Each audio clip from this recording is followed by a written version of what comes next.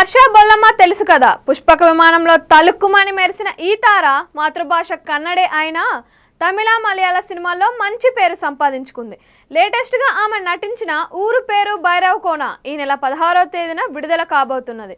ఇందులో సందీప్ కిషన్ హీరో, కావ్య దాపర్ కూడా ఇందులో ఓ హీరోయిన్. విఐ ఆనంద్ దర్శకత్వంలో రాబోతున్న ఈ సినిమాను అనిల్ సుంకర సమర్పణలో రాజేష్ దండ నిర్మించారు. ఈ సినిమా ప్రమోషన్లో భాగంగా వర్ష బొల్లమ్మ మీడియాతో ముచ్చటించింది. పాత్ర నిడివి తనకు ఇంపార్టెంట్ కాదని, ప్రాముఖ్యత ఉన్న ఏ పాత్రైనా పోషిస్తానని చెప్పింది. ఇప్పటి వరకు తాను చేసిన పాత్రలన్నీ అలా ఎంచుకున్నవేనని తెలిపింది. ఊరి పేరు భైరవ్ కోన సినిమాలో తను ట్రైబల్ అమ్మాయి భూమి పాత్రలో కనిపిస్తానని, తన ఊర్లో చదువుకున్న అమ్మాయి ఒక్క భూమి మాత్రమేనని, అందంగా అమాయకత్వంగా కనిపించే ఈ పాత్రలో స్ట్రెంగ్త్, పవర్ ఉన్నాయని పేర్కొంది. ఈ సినిమాలో ఉన్న సందేశం కూడా తన పాత్రతోనే వస్తుందని, తన రియల్ లైఫ్ క్యారెక్టర్కు భూమి పాత్ర కాస్త దగ్గరగా అనిపించిందని వివరించింది. దర్శకుడు విఐ ఆనంద్ ఈ సినిమా కథ చెప్పినప్పుడు అలా ఎలా ఆలోచించి కథలు రెడీ చేస్తారు అని అనుకున్నానని చెబుతూ కథ అంత మంచిగా అనిపించిందని తెలిపింది.